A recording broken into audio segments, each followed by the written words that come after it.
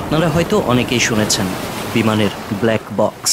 বিমান দুর্ঘটনার পরেই খোঁজা হয় ব্ল্যাক বক্স, কিন্তু কখনো ভেবে দেখেছেন এই ব্ল্যাক বক্স কি থাকে এর ভেতরে, আর সব ধ্বংস হলেও এটি কিভাবে টিকে থাকে? চলুন আজকে সেসব নিয়েই আলোচনা করি। ব্ল্যাক বক্স কালো কোনো বস্তু নয়, বরং এর রং অনেকটা কমলা ধরনের। এটি অত্যন্ত শক্ত ধাতব পদার্থ দিয়ে তৈরি করা হয়। কয়েকটি লেয়ার দিয়ে এটি এমনভাবে তৈরি করা হয় যাতে প্রচণ্ড উত্তাপ, ভাঙচুর, পানি বা প্রচণ্ড চাপের মধ্যেও এটি টিকে থাকতে পারে। এটি 1000 ডিগ্রি সেলসিয়াস তাপমাত্রাতেও অক্ষত থাকতে পারে। স্টেনলেস স্টিল বা টাইটেনিয়ামের খোলস দিয়ে বাক্সের আবরণ তৈরি করা হয়। টিকে থাকার অনেকগুলো পরীক্ষায় পাশ করার পরেই এগুলোকে বিমানে সংযোজন করা হয়। এটি দুটি অংশের সমন্বয়ে একটি ভয়েস রেকর্ডার মাত্র। বিমান চলাচলের সময় সব ধরনের তথ্য এটি সংরক্ষণ করে রাখে।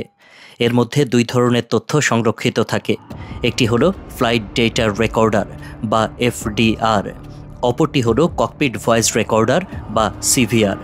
এই যন্ত্রটি প্রতি সেকেন্ডে কয়েক ডজন প্যারামিটার রেকর্ডের মাধ্যমে একটি ফ্লাইটের সাম্প্রতিক ইতিহাস সংরক্ষণ করে।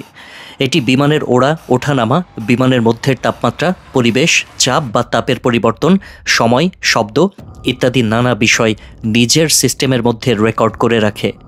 এটিতে ককপিটের ভেতর পাইলটদের নিজেদের মধ্যের কথাবার্তা, পাইলটদের সাথে বিমানের অন্য ক্রুদের কথা, ককপিটের সাথে এয়ার কন্ট্রোল ট্রাফিক বা বিভিন্ন বিমানবন্দরের সাথে রেডিও যোগাযোগের কথা রেকর্ড হতে থাকে।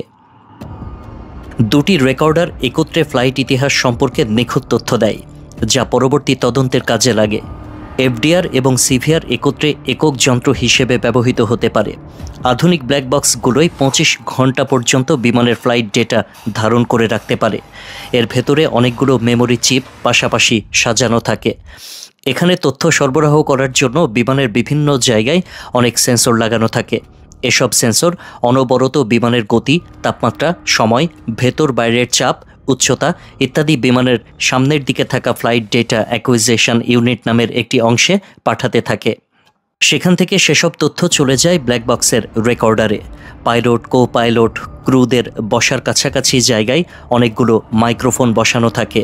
তাদের সকল কথাবার্তা, নড়াচড়া বা সুইচ চাপা ইত্যাদি সহ সকল তথ্য এসব মাইক্রোফোনে রেকর্ড হতে থাকে। সেগুলো অ্যাসোসিয়েটেড কন্ট্রোল ইউনিট নামের একটি ডিভাইসে পাঠায়। এরপর সেসব তথ্য ব্ল্যাক বক্সে গিয়ে জমা হয়। বিমান চলাচলের একটি নির্দিষ্ট সময় পর্যন্ত ব্ল্যাক বক্স তথ্য সংরক্ষণ করে রাখে। মূলত শেষের দিকের তথ্য এটিতে জমা থাকে। একটি নির্দিষ্ট সময় পরপর আগের তথ্য মুছে যেতে থাকে আর নতুন তথ্য জমা হয়। ফলে দুর্ঘটনার ক্ষেত্রে সর্বশেষ তথ্য এটিতে পাওয়া যায়। কোনো বিমান দুর্ঘটনার কবলে পড়লে এটি খুঁজে বের করাই হয়ে পড়ে উদ্ধারকারীদের প্রধান লক্ষ্য, কারণ এটি পাওয়া গেলে সহজেই ওই দুর্ঘটনার কারণ বের করা সম্ভব হয়। বাক্সটি উজ্জ্বল কমলা রঙের হওয়ায় সেটি খুঁজে পাওয়া খুব সহজ হয়। সমুদ্রের তলদেশেও 30 দিন পর্যন্ত এটি অক্ষত থাকতে পারে। ব্ল্যাক বক্সটি পাওয়ার পরেই বিমান দুর্ঘটনা তদন্তকারী বিমান সংস্থা এভিয়েশন বিশেষজ্ঞদের সমন্বয়ে একটি দল তৈরি করা হয়। সেই সাথে প্রযুক্তিবিদদের সমন্বয়ে তারা ব্ল্যাক বক্স থেকে তথ্য উদ্ধারের কাজটি শুরু করেন। বক্সের অবস্থার উপর নির্ভর করে এটি থেকে কত তাড়াতাড়ি তথ্য পাওয়া যাবে সেটি বেশি ক্ষতিগ্রস্ত হলে অনেক সময় মাসের পর মাসও তথ্য উদ্ধারে সময় লেগে যায়, কারণ বিশেষজ্ঞদের খেয়াল রাখতে হয় যাতে তথ্য উদ্ধার করতে গিয়ে কিছু মুছে না যায় বা মেমোরি চিপগুলো ক্ষতিগ্রস্ত না হয়। একটি ব্ল্যাক বক্সের পাওয়ার বা শক্তির যোগান দেয় দুটি জেনারেটরের যে কোনো একটি। এসব উৎস থেকে এই বক্সটি অব্যাহতভাবে শক্তির সরবরাহ পেয়ে থাকে। এটির নামকরণের সঠিক কারণ জানা যায় না। অনেকে মনে করেন আগে এটির রং কালো রঙের ছিল, তাই হয়তো তখন থেকে এর নাম ব্ল্যাক বক্স।